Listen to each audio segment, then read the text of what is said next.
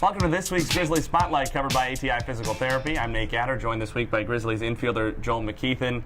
And Joel, let's start with the fact that you were here for most of last season, joined the team midway through the year. Obviously a tough year, especially by the Grizzlies standards, since they've been in the Frontier League.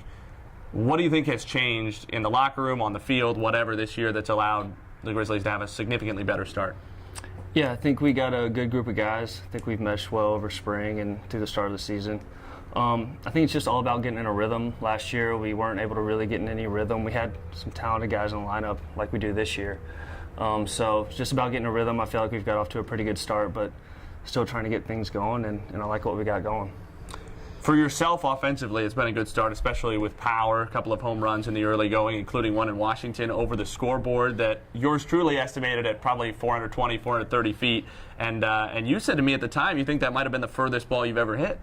Yeah, I got that ball pretty good, so hope to do that again a few more times. But, yeah, just about giving yourself the best chance to do that, taking good swings at good pitches, and that happened to go pretty far. So. One of the things we talk about a lot in the minor leagues, especially in indie ball, is what guys do in the offseason. And, you know, people do all kinds of things. We have bartenders, you have guys who, you know, work in landscaping or whatever.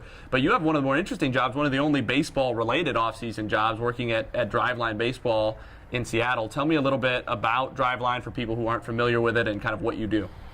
Yeah, so Driveline in general is basically just a way of taking a scientific approach to training guys.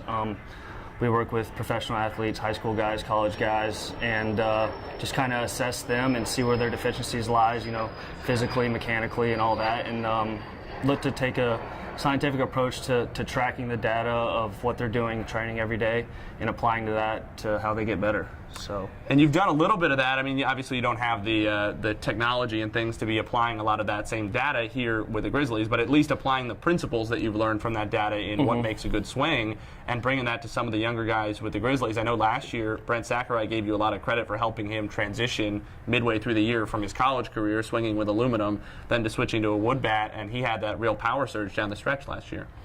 Yeah, it's kind of all about just finding like how the body should move the best, understanding what pitches are doing, understanding what your barrel is doing, and then what your body's doing to get the barrel in the right spot.